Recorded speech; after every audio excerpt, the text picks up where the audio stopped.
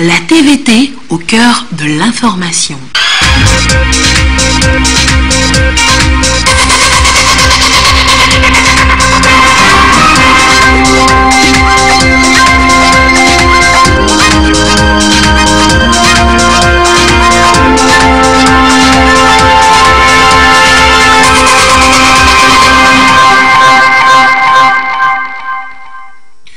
Merci de nous rejoindre sur la télévision togolaise pour le journal du soir. Tout de suite, le sommaire. Une femme à la tête de l'Assemblée nationale togolaise, Yawa Digbodi Tchegan, a été élue cet après-midi à l'hémicycle à la fin de la session de plein droit de la 6e législature de la 4e République.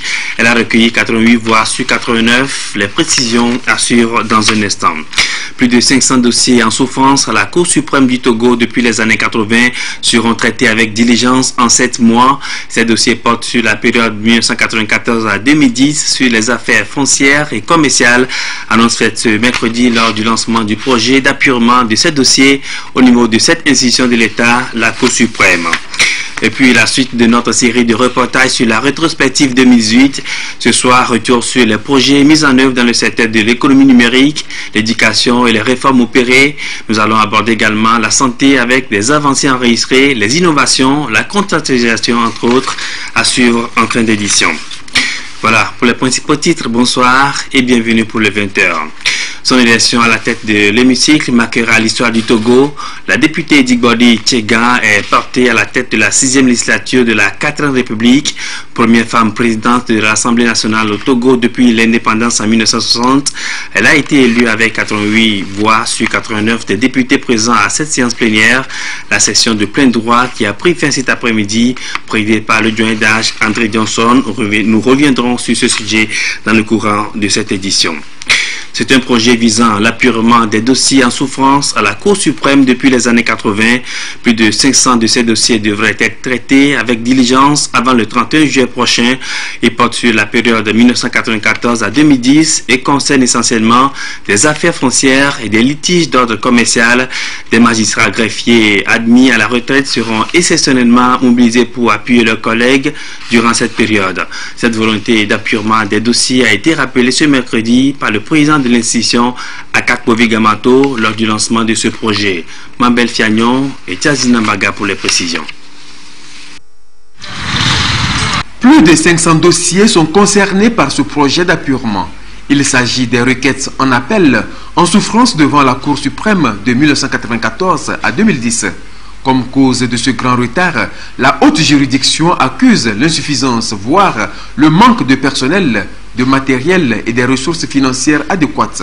Nous avons décidé de la mise en œuvre de ce projet pour traiter tous ces dossiers en souffrance et permettre aux justiciables d'avoir réellement accès au droit, réellement à la justice.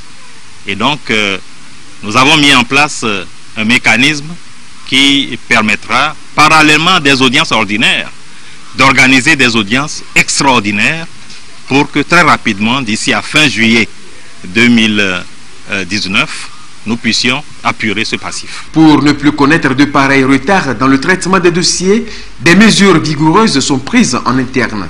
En 2015, nous avons essayé de mettre en place à l'interne un mécanisme en demandant aux collègues, par exemple de la Chambre administrative, de se joindre à nous, ce qui nous a permis de sortir les dossiers couvrant la période de 1985 jusqu'à 2012. Voilà, ce qui veut dire que aujourd'hui, vraiment, avec l'effort fourni par les magistrats eux-mêmes, par les greffiers, les secrétaires, nous avons vraiment entamé d'apurer tous ces dossiers en souffrance. Depuis 2005, le Togo s'est engagé dans un vaste et ambitieux programme de réforme et de modernisation de sa justice. Ce projet d'appurement du passif des dossiers pendants devant la Cour suprême s'inscrit dans ce contexte. Voilà pourquoi le ministre de la Justice a rassuré les hauts magistrats de la Cour suprême de l'entière disponibilité du gouvernement à les accompagner dans ce processus. Dans cette dynamique qui consiste à rendre une justice juste, une justice équitable, qui puisse donner satisfaction aux justiciables, ouvrira une nouvelle ère à la Cour suprême pour essayer de liquider ces vieux dossiers-là qui n'ont fait que végéter dans les archives de la Cour. Et tout ce qui est possible d'entreprendre pour aider la Cour, qui est le sanctuaire du droit que nous connaissons, à bien faire le travail qui lui est demandé et à constituer la locomotive pour les juridictions inférieures, nous aussi, nous essaierons de le faire. Et nous continuerons d'œuvrer à cela. Cette démarche de la Cour suprême bénéficie de l'accompagnement financier de l'Union européenne à hauteur de 20 millions de francs CFA. C'est à travers le programme d'appui au secteur de la justice. La suite de cette édition, je vous donne lecture de ce communiqué du ministre de l'Administration territoriale, de la décentralisation et des collectivités locales. Dans le cadre de la célébration de la journée du 24 janvier, il sera procédé au dépôt de gerbes le jeudi 24 janvier 2019 au mausolée de Sarakawa, à la place des Martyrs, à Lomé et dans la préfecture, selon le programme ci-après. À Sarakawa, dans la préfecture de la Kosa, demain jeudi 24 janvier 2019 à 14h30, mise en place terminée de la population à Sarakawa. 15h, installation des autorités politiques, administratives, traditionnelles et religieuses, militaires, forces de l'ordre et de sécurité.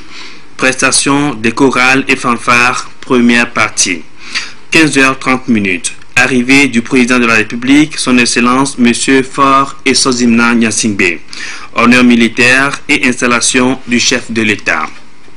15h37. Dépôt de gerbes au mausolée, sonnerie aux morts, audition du message du père de la nation togolaise, allocution de circonstances d'un officiel, prestation des chorales et des fanfares, deuxième partie.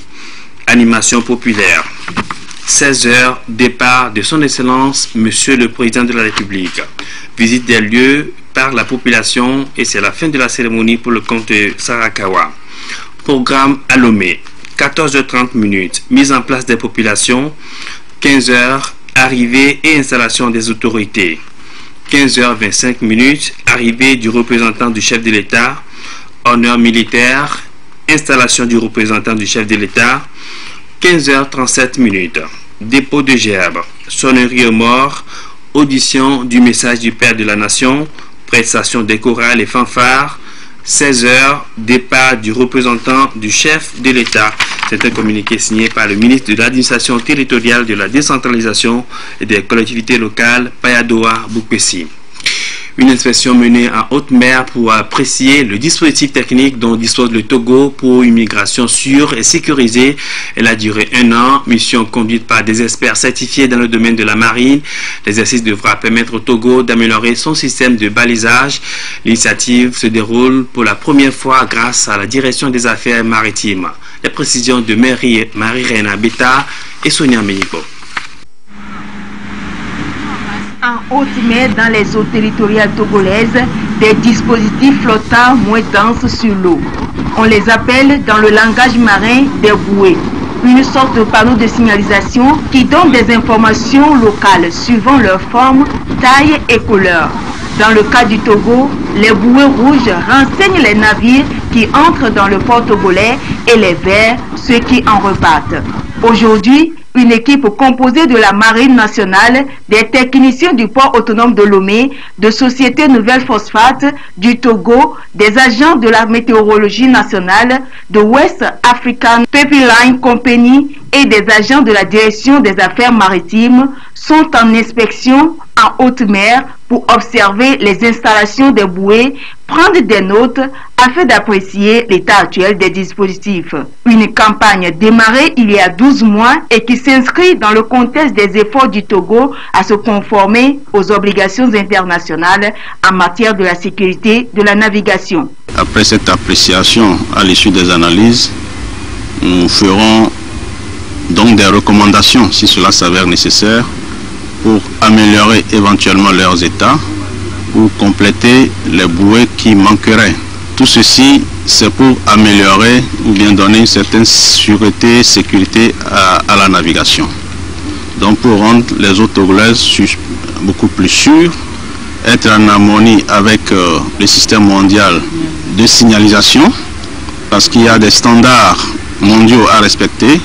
Nous voulons, à partir de cette campagne, s'assurer que nos bouées sont en conformité avec ces standards mondiaux. Cette opération s'inscrit dans la dynamique des efforts fournis par le Togo en matière de modernisation de ses infrastructures portuaires. À l'issue des résultats de cette campagne, ça permet de témoigner de l'assurance que revêtent nos eaux en termes de navigation. Donc les partenaires et toutes les informations que nous allons recueillir seront donc diffusées pour informer tous les navires, les armateurs qui sollicitent les eaux togolaises, pour les informer, les rassurer aux mesures qui ont été prises pour la sûreté et la sécurité de la navigation dans les eaux togolaises. Donc à la fin de cette campagne, une cartographie des aides à la navigation sera établie. Cette cartographie permettra d'apprécier, de permettre à tout le monde d'apprécier l'existence de ces aides à la navigation et de pouvoir les diffuser, donc les porter à la connaissance des différents navires, capitaines et armateurs. La campagne appelée des aides à la navigation des eaux maritimes au Togo entend faciliter les mouvements sûrs et efficients des navires et améliorer la protection de l'environnement marin. La couverture sanitaire pour tous, quelle approche définir pour relever le défi? La question est au centre d'une conférence internationale depuis hier à Lomé. Représentants du gouvernement, des organisations de la société civile et des mutualistes prennent part à ces assises. Cette conférence internationale s'inscrit dans la poursuite de l'engagement politique en faveur du développement du mouvement mutualiste. Retour sur la cérémonie d'ouverture avec Eli Agbanyandao et Lucassi. La couverture sanitaire universelle pour tous, un des défis majeurs du XXIe siècle auquel fait face les pays africains. Afin de garantir un accès à des soins de santé de qualité aux populations qui évoluent dans le secteur informel ou non, des mutuelles de santé ont vu le jour. Malgré la noble mission qu'elles portent, ces mutuelles sont méconnues. En plus de cela, elles sont confrontées à des difficultés relatives aux faibles offres de soins de santé et la faible adhésion des populations. À cette conférence internationale de Lomé sur le pari de la mutualité pour le XXIe siècle, représentants de gouvernements et d'organisations internationales, des mutualistes et les organisations de la société civile vont partager leurs expériences et définir de nouvelles stratégies pour se mettre à la hauteur de leurs tâches. Nous souhaitons que ce monde politique prenne conscience que les liens de solidarité apportés par le monde mutualiste constituent une véritable société juste. Nous souhaitons également que le monde politique prenne conscience qu'il est possible d'étendre la couverture de santé universelle et que les mutuelles sont une option les plus intéressantes pour y arriver.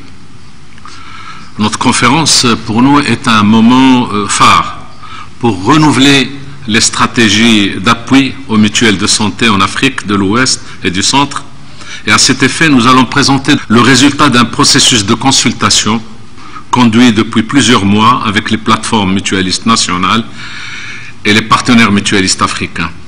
Ce processus nous a permis d'élaborer un cahier de revendications politiques qui servira de feuille de route à destination des mutualistes ainsi que des gouvernements afin de réussir l'ancrage des mutuelles de santé aux efforts d'extension de couverture de santé universelle.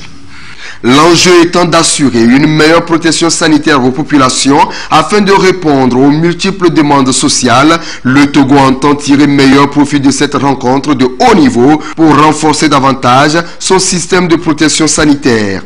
Le Togo, dans le cadre de la conduite des actions multiformes en matière de protection sociale en faveur de l'ensemble de la population, s'est résolument engagé à mettre en place au cours des mois à venir et de manière progressive une couverture maladie universelle en faveur de toutes les couches de la population togolaise.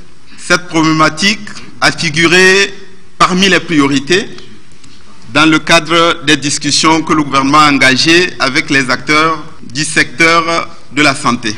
Dans les semaines et les mois à venir, deux importantes initiatives seront concrétisées. La première va porter sur l'extension et le renforcement de l'assurance maladie, à la fois dans le sens de l'élargissement des personnes couvertes par l'INAM, l'Institut national d'assurance maladie, et dans le sens du développement des mutuelles de santé. La deuxième initiative importante qui surviendra concerne la révision du Code du travail et dans ce cadre, les préoccupations des travailleurs en matière de renforcement de la protection sociale seront également remplies à travers des actions concrètes. Je peux donc vous affirmer que le Togo mettra tout en œuvre pour opérer des choix judicieux devant permettre aux populations d'être des acteurs clés dans la chaîne de gestion de la couverture maladie. Outil par excellence de promotion de la solidarité, la mutuelle de santé est ouverte à toutes les couches socio-économiques et professionnelles. Elle contribue énormément à réduire les inégalités et la pauvreté. Elles pensent fédérer davantage leurs énergies pour venir à bout de la précarité sanitaire à l'issue de cette réunion. Et sachez que cette conférence internationale sur le pari de la mutualité a pris fin ce soir.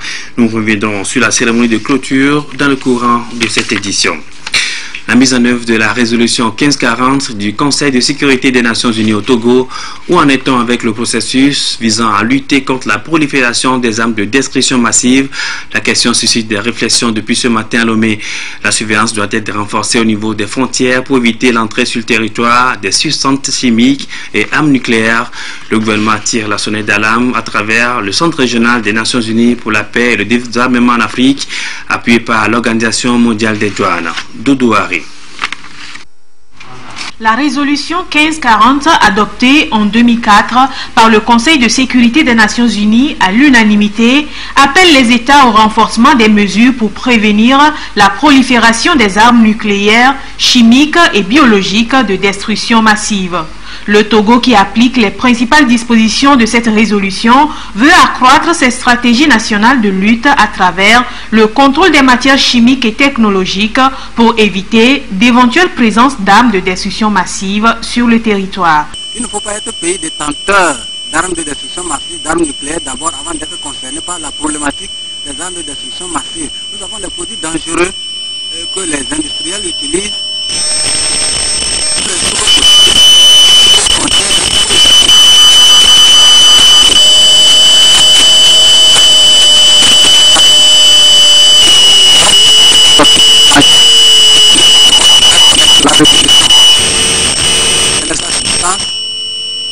Quelle est sa portée et ses implications juridiques pour un pays comme le Togo. Et le deuxième objectif, c'est de permettre donc à tous ces services d'être davantage outillés, parce que pour beaucoup, ils le sont déjà dans les techniques de contrôle frontière et la gestion des produits dangereux. Des experts du comité 1540 des Nations Unies, de l'Organisation mondiale des douanes, de l'Organisation pour l'interdiction des armes chimiques, entre autres, sont tous présents pour évaluer les progrès réalisés par le Togo dans la mise en œuvre de son plan d'action et le réorienter vers le contrôle strict des échanges et biens à double usage qui transitent le pays. Togo, given its geostrategic, le Togo est comme une plaque tournante, les marchandises passent, les équipements passent. Donc ces marchandises et ces équipements peuvent participer de près ou de loin à la fabrication de ces armes de destruction massive, d'où le choix donc stratégique du Togo. Much appreciate the commitment of the Togolese government. We are going to talk about the importance of... Il est important de parler des articles stratégiques qui doivent être pris en compte dans la lutte contre les armes nucléaires. Nous allons également évaluer tous les outils disponibles pour ce travail-là. Troisièmement, nous allons voir l'aptitude des acteurs à faire ce travail en conformité avec la résolution 1540. readiness level of Togolese customs to implement. Le gouvernement togolais a déjà fait beaucoup d'efforts dans l'exécution de la résolution 1540 et s'engage à coopérer davantage avec le comité 1540 des Nations Unies pour relever les défis liés à l'insécurité en Afrique et dans le monde. La démarche est inclusive et devra permettre au ministère de l'Environnement et des Ressources forestières de prendre des dispositions nécessaires lors de l'exécution de ces projets dans la plaine de Loti. Une étude a donc été menée dans le contexte du projet d'impact environnemental et social d'aménagement des terres agricoles dans la plaine de Loti. À Dapan, l'heure était à l'évaluation du rapport de cette étude en vue de définir la démarche à suivre. Kamen Madiakato. Le niveau de la production agricole animale halieutique, réduire la pauvreté et améliorer les conditions de vie des populations rurales, le gouvernement et ses partenaires ont élaboré un projet appelé « Aménager les terres agricoles de la plaine de Loti ». Une étude a donc été commanditée et un rapport provisoire a été soumis aux autorités. Ce rapport fait ici objet d'évaluation par un comité ad hoc mis en place à cet effet. Le projet part de Mandouri jusqu'à Possao dans la préfecture de Dangpen. Et par rapport à cette envergure, l'étude de faisabilité a subdivisé la zone en 6 zones, chaque zone pouvant être exécutée de manière indépendante et intégrée. Et cette subdivision permet de pouvoir mobiliser plus facilement les ressources. Le coût total du projet est plus de 11 milliards.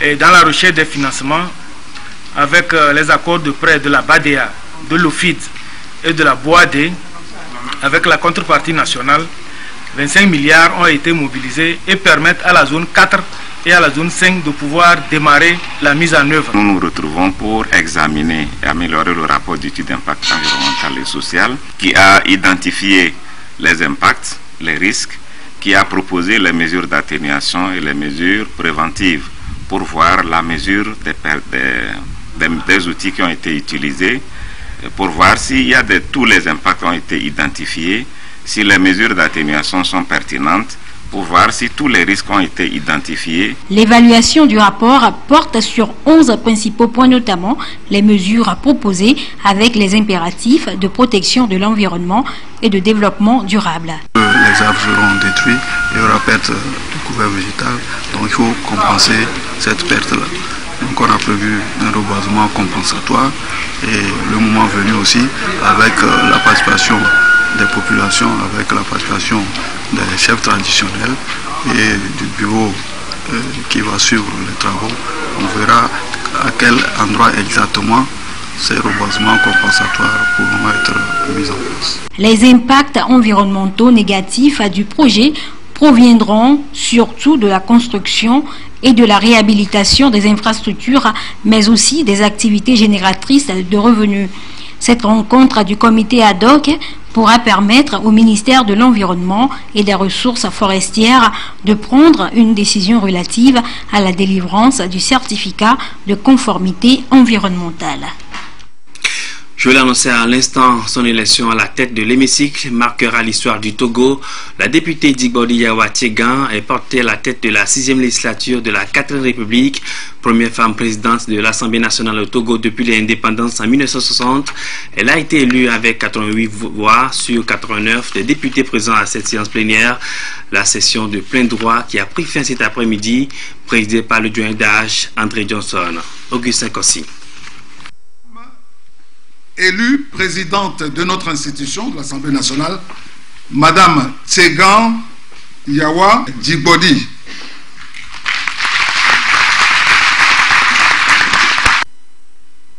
Elle a gravi les échelons pour être désormais détentrice du maillet du Parlement togolais. Tchegan Yawa Digbodi est élue à 88 voix sur 89, présidente de l'Assemblée nationale, et devient ainsi la première femme à la tête de l'institution. Moment d'intense émotion partagé par l'ensemble des élus présents à l'hémicycle. Au moment où le doyen d'âge allait lui céder le maillet, quelques instants de conseil étaient encore utiles. Je voudrais profiter des dernières secondes pour remettre, comme il se doit, ce maillet à Madame la présidente élue.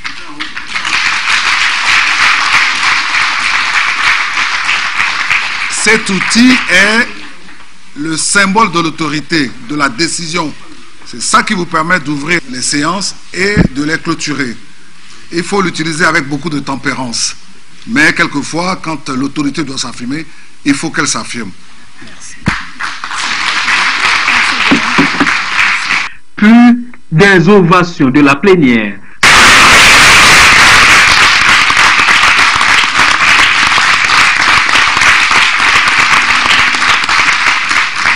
Signe de l'approbation du choix porté sur la gente féminine incarnée par Yawa Tchegan. Du haut de la tribune et avec son bureau, la présidente élue prononce son tout premier discours entrecoupé des acclamations. Mesdames et messieurs, vous imaginez notre émotion en cet instant en prenant la parole. Nous voudrions d'entrée de jeu rendre grâce à Dieu le Tout-Puissant qui nous a permis d'être ici en ce jour et qui a permis que notre session de droit que nous avons commencée puisse s'achever dans la paix avec l'élection du président de l'Assemblée nationale et du nouveau bureau. Je voudrais également rendre grâce à Dieu pour la vie du président de la République, son Excellence M. Fares Orsini Nanya Singbe, pour le courage politique et la grâce que Dieu lui a donnée depuis que le processus des élections a été annoncé au Togo, que cela puisse se passer dans la paix, dans l'ouverture, dans la concorde nationale, pour qu'on arrive à ce jour, à ce résultat. Je vous prierai de l'ovationner, s'il vous plaît.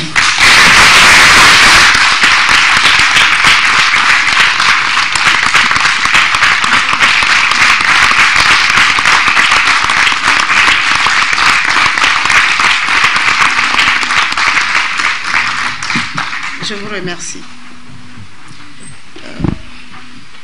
Je voudrais féliciter tous les membres du bureau, du nouveau bureau élu, et espérer que nous allons travailler dans la bonne entente pour que notre institution se trouve grandie à l'issue du temps que nous allons passer ensemble. Merci à vous, chers collègues députés, pour la confiance que vous avez bien voulu placer en ma modeste personne et en tous les membres du bureau. Rendre grâce à Dieu pour le peuple togolais qui a bien voulu nous accompagner dans le processus afin que le 20 décembre, tout se soit bien passé dans la paix et dans la joie. Nous avons vu comment la communauté internationale a salué ces élections. Nous voulons dire merci au peuple togolais pour la confiance placée en nous, tous les élus du 20 décembre. Pour terminer, dire merci à tous et à chacun pour ce que nous faisons pour le Togo, pour notre nation, pour qu'elle soit toujours grande dans le concert des nations. Je vous remercie. L'élection de la présidente a été suivie de celle du bureau de l'Assemblée nationale conformément à la Constitution. Si la première et la deuxième vice-présidence sont respectivement revenues à Babiek Taïrou et Ibrahim Mounatou du Parti Uni, la troisième est allée à André Johnson du Parti UFC et la quatrième à Adrovi Yaovi, indépendant. La session est close. C'était donc les tout premiers mots de la présidente de l'Assemblée nationale, Yawa Digbodi Tchegan. C'était cet après-midi à l'hémicycle, à la fin de la session de plein droit. C'est parti pour l'acte 3 du concours meilleur jeune entrepreneur initié par le ministère du Développement à la base en charge de l'emploi des jeunes. La compétition vise l'excellence chez les jeunes entrepreneurs. Le lancement de cette troisième édition a été couplé d'une séance de partage d'expérience autour de la thématique le succès entrepreneurial, que font ceux qui réussissent, les précisions de Kwasiglé et Tchazinambaga. Le succès entrepreneurial, que font ceux qui réussissent? La problématique a constitué la trame de cette journée qui célèbre la réussite entrepreneuriale au Togo. Une initiative du ministère du Développement à la base, de l'artisanat, de la jeunesse et de l'emploi des jeunes suite à un besoin. Nous sentons le besoin d'information et lorsque ce sont des jeunes qui ont réussi, ce sont des personnes qui ont réussi et dont on parle, qui parlent de leur expérience, il est véritablement plus galvanisant pour les autres et de se rendre compte que au bout de l'effort, il y a toujours la réussite. Pour mieux passer l'information, le ministère a misé sur les modèles de réussite, des leaders et des champions qui ont fait leurs preuves dans leur domaine d'activité, qui partagent ici leurs expériences et les clés qui ont fait leur succès avec les jeunes qui ont décidé d'emboîter leur pas. Quand vous avez une offre d'entreprise ou un projet d'entreprise, pensez à celui à qui est destiné votre produit ou votre service. Quelle est la valeur que vous créez à cette personne? Et cette valeur-là, elle doit être perpétuelle, elle doit être régénérée à tout moment. Et donc, les meilleures innovations sont celles qui s'entretiennent dans la durée. Et donc, l'entrepreneur, en innovant, diversifie son champ d'affaires. Un entrepreneur, c'est celui qui sait investir de son temps dans son projet. C'est quelqu'un qui ne se disperse pas. C'est quelqu'un qui est concentré sur son projet d'entreprise. C'est quelqu'un qui sait faire bonne utilisation des ressources qu'il a pour fructifier son entreprise. L'entrepreneur, c'est celui qui sait construire des partenariats, qui sait évoluer en réseau, qui sait s'associer avec d'autres pour avancer. Ces jeunes entrepreneurs ont salué l'institution de cette journée, véritable cadre de partage, d'enrichissement et de solidarité qui représente pour eux une école de vie, une université entrepreneuriale. J'ai retenu des conseils, c'est que il faut être ambitieux sans être prétentieux. Deuxième conseil de sa part, c'est que l'entrepreneur doit savoir prendre des risques, mais des risques mesurés. Et troisième conseil, c'est l'innovation. Que ces genres d'initiatives se répètent pour que les jeunes entrepreneurs puissent aller vers l'information, parce qu'il faut qu'on ait l'information et la formation afin de pouvoir se transformer. L'autre temps fort de cette rencontre est le lancement de la 3e édition du concours Meilleur Jeune Entrepreneur. Pour cette année 2019, une innovation de taille est apportée à cette compétition. L'innovation principale de cette édition consiste donc à organiser la compétition dans une nouvelle catégorie, donc créer une nouvelle catégorie, donc qui est la catégorie des jeunes entrepreneurs confirmés, c'est-à-dire tous ceux qui ont été lauréats de toute compétition au niveau national, c'est-à-dire compétition organisée par les mécanismes de promotion de l'entrepreneuriat national au Togo, vont compétir dans cette catégorie. Et cela permet de libérer de la place pour les deux autres premières catégories qui sont les très petites entreprises et les petites et moyennes entreprises, pour permettre à des jeunes qui font leur preuve aussi de rentrer dans cette catégorie d'excellence-là, de reconnaître leur excellence afin de créer plus d'émulation. 5 secteurs d'activité: transformation agroalimentaire, production végétale, production animale, artisanat et services sont concernés par ce concours, avec à la clé 12 prix allant de 500 000 à 2 500 000 francs CFA pour une enveloppe globale de 16 millions de francs CFA. La date limite de dépôt des candidatures est fixée au 21 février 2019. Initié depuis 2016, le concours Meilleur Jeune Entrepreneur ambitionne de contribuer à l'émergence d'une classe d'entrepreneurs acteurs de développement socio-économique du Togo.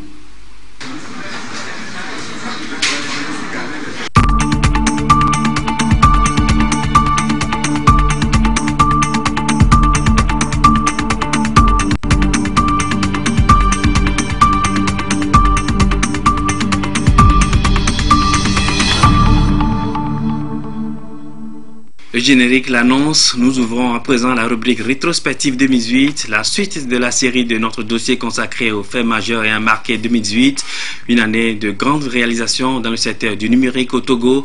Plusieurs projets innovants ont été mis en œuvre au niveau de l'administration. Les universités de Lomé et de Kara ont également bénéficié des programmes exécutés par le ministère des Postes et de l'économie numérique. 2018 a connu aussi le lancement de la construction de Carré Hôtel qui devra changer le quotidien des Togolais en matière du numérique. L'heure est au bilan, retour sur ces grands chantiers du numérique en 2008 avec Rachel Aoukou et Antoinette Omar-Vovor.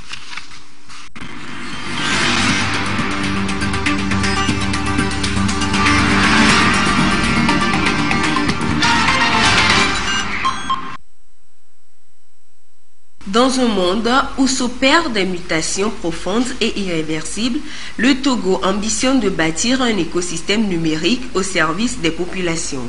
Pour preuve, 2018 a été l'année de grandes réalisations dans le secteur numérique au Togo à travers la mise en œuvre de plusieurs projets numériques innovants comme la modernisation de l'administration et la refonte de son écosystème digital.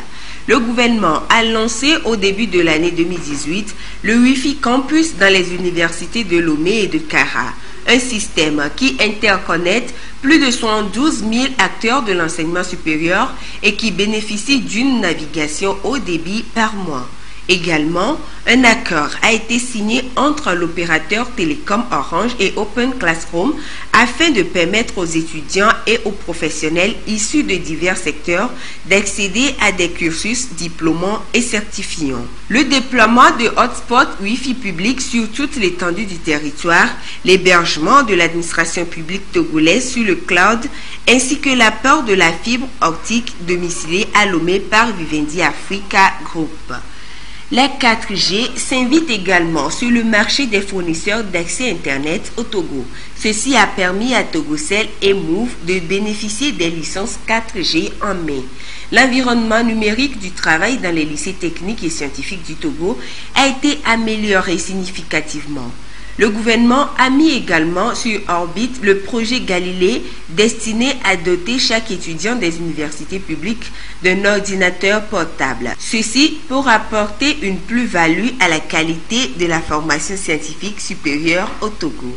L'économie numérique a abordé aussi les questions relatives aux finances et aux transferts monétaires. La politique de l'inclusion financière a reçu un coup de pouce avec le lancement du compte épargne éco-CCP qui permet à la Poste de développer des nouveaux relais de croissance. Autre projet, TogoPay, une plateforme mise en place pour l'interopérabilité des services financiers électroniques.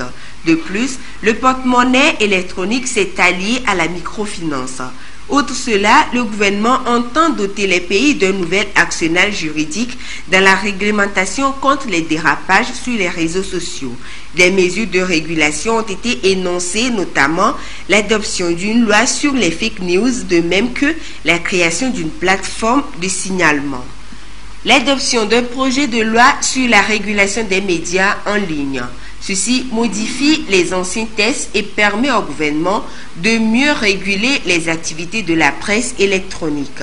Cette volonté politique, doublée d'une forte capacité à opérer des réformes au sein de la société, lui ont valu de faire partie intégrante de toutes les initiatives africaines visant notamment à fluidifier les communications dans la sous-région ouest africaine et à faciliter ainsi l'intégration régionale en écartant tous les obstacles d'ordre financier ou technique, à l'instar de Smart Africa ou encore du Free Roaming.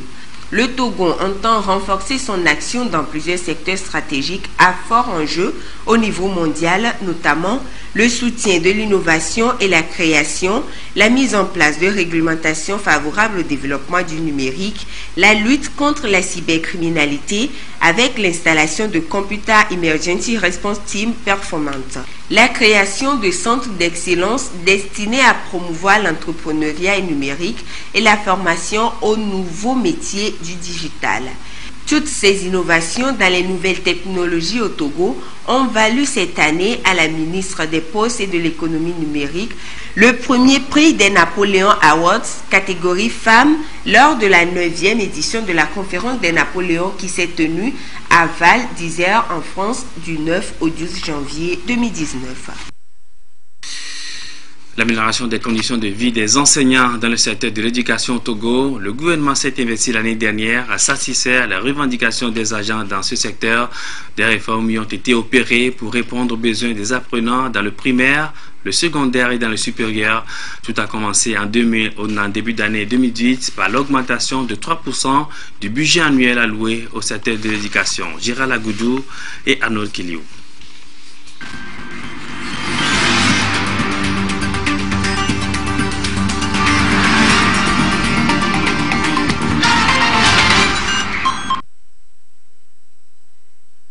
Les multiples crises qu'a connues le secteur éducatif togolais ne doivent pas perdre de vue plusieurs investissements du gouvernement dans ce secteur fondamental pour le développement du pays. Certes, beaucoup reste encore à faire, mais quand on jette un regard sur les efforts consentis et les projets réalisés ou en cours de réalisation, il y a lieu de reconnaître que ce secteur fait partie des priorités du gouvernement. Tous les cycles de l'enseignement sont impactés par les réformes.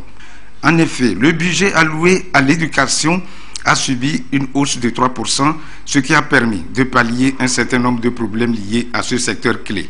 Il est prévu, entre autres, la révision de l'enseignement dans le primaire, l'actualisation des programmes dans le secondaire, ainsi que la création dans les universités publiques du pays des filières de formation initiale des professeurs. Dans le secondaire, des réflexions approfondies sont menées sur le système d'orientation scolaire et professionnelle, des chantiers ouverts pour l'amélioration de la qualité de l'enseignement. Le statut particulier du cadre des fonctionnaires de l'enseignement est devenu une réalité. Et récemment, l'interdiction du téléphone portable à l'école, une mesure qui prend effet à partir de janvier 2019. En plus, on note l'effectivité de l'assurance scolaire en 2018. Elle couvre pour cette première phase 2 millions d'élèves bénéficiaires sur l'ensemble du territoire. À cela s'ajoutent des politiques mises en œuvre pour le développement des divers cycles de l'enseignant et de l'éducation en favorisant l'accès à l'emploi par la formation technique et professionnelle. Tout cela dans une démarche inclusive de tous les acteurs. Par ailleurs, des réformes curriculaires sont entreprises au préscolaire et au primaire avec l'introduction de nouveaux manuels du CP1, CP2 et C1. Que ce soit dans le domaine des infrastructures d'accueil, la formation et le déploiement du personnel d'encadrement, des efforts louables ont été faits sans perdre de vue la création des conditions incitatives à la fonction enseignante et la création d'une coopérative d'épargne et de crédit des enseignants. Il est prévu aussi dans le secteur la construction de 229 salles équipées câblées pour les TIC dans le cadre du programme d'urgence de développement communautaire PUDC. Le lancement le 16 décembre 2018 d'un concours de recrutement de 1000 enseignants des 2 cycles pour répondre efficacement au manque d'effectifs sur le terrain. Dans l'enseignement supérieur, les universités ont changé de visage avec la construction de nouvelles infrastructures et surtout la connexion Internet qui a favorisé les inscriptions en ligne des étudiants. Les autorités universitaires ont noué plusieurs partenariats avec d'autres universités pour des échanges d'expériences et des stages. Tous ces efforts, parmi tant d'autres, ne sont de nature qu'à permettre au système éducatif national de se développer et aux acteurs d'améliorer les conditions de vie et de travail. Le gouvernement et ses partenaires continuent sur cette lancée pour satisfaire aux besoins légitimes et sans cesse croissants du monde éducatif national. Et d'importants défis ont été relevés également en 2018 au Togo en matière d'amélioration des soins de santé des populations, de la lutte contre les maladies infectieuses, les maladies sexuellement transmissibles, en passant par les efforts consentis pour la santé de la mère et de l'enfant, la contractualisation. Plusieurs avancées ont été enregistrées dans le secteur de la santé. Retour sur ce parcours remarquable dans ce dossier de Nathalie Panagué et de Douaré.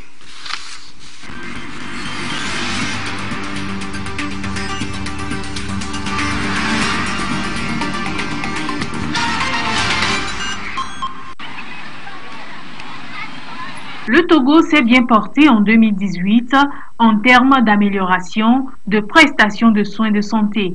Plusieurs projets et programmes relatifs à la santé de la reproduction, à la subvention de la césarienne, à la lutte contre les cancers du sein et du col de l'utérus, au VIH-Sida, à la tuberculose, au paludisme se sont poursuivis à travers des sensibilisations et des formations. Justement, l'on retiendra le passage à Lomé des parlementaires francophones venus renouveler leur engagement dans la lutte contre le VIH-Sida, la tuberculose et le paludisme. Dans ces 3 domaines, les bonnes pratiques enregistrées par le Togo ont d'ailleurs valu au ministère de la Santé des félicitations du Fonds mondial lors d'une visite au Premier ministre Komi Selom Klasso. L'année 2018, c'est également la mobilisation de 1,83 milliard de francs CFA par le gouvernement togolais pour un système fort et résilient de santé à la base. L'adoption en Conseil des ministres des décrets portant création de 4 écoles nationales d'auxiliaires médicaux et des écoles nationales de sages-femmes dans le but de renforcer le secteur de la santé en ressources humaines. L'ouverture à Lomé pour la première fois de la semaine du pharmacien, celle-ci consacrée à la lutte contre l'usage excessif des antibiotiques.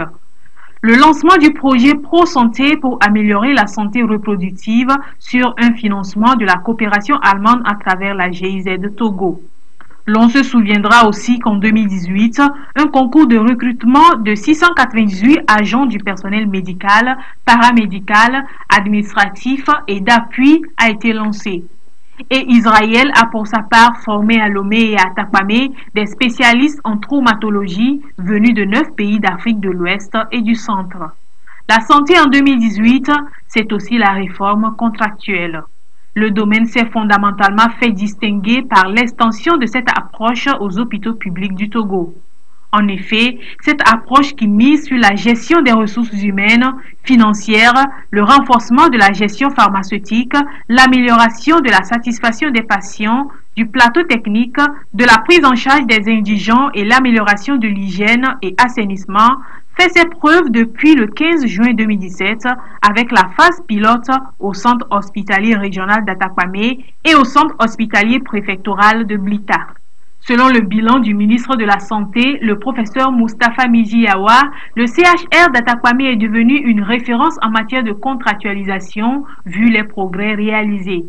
Il s'agit de l'augmentation des taux de fréquentation de consultation et d'hospitalisation avec pour conséquence une hausse en recettes. La phase pilote réussie selon les autorités dans ces deux structures, il faut l'étendre à d'autres formations sanitaires publiques. D'où le district sanitaire de Siou dans la préfecture de Doufelgou, le CHR de Sokodé, le CHU de Kara et le plus grand centre hospitalier du Togo, le CHU Sylvanis Olympio, dont le lancement officiel de la contractualisation a été fait par le chef de l'État. Un acte par lequel le président de la République confie la gestion des hôpitaux à une structure privée pour une meilleure gouvernance, une gestion efficiente et offrir un service de soins de qualité à la population. Et pour la première phase, 4 départements sont concernés: le laboratoire, la radio, la pharmacie et la morgue.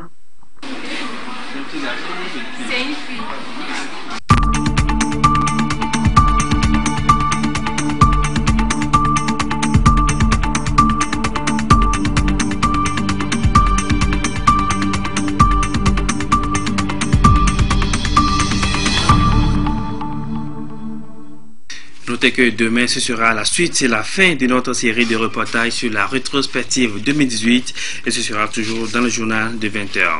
Avant de refermer cette édition, je vous donne une fois encore lecture de ce communiqué du ministre de l'Administration territoriale, de la décentralisation et des collectivités locales.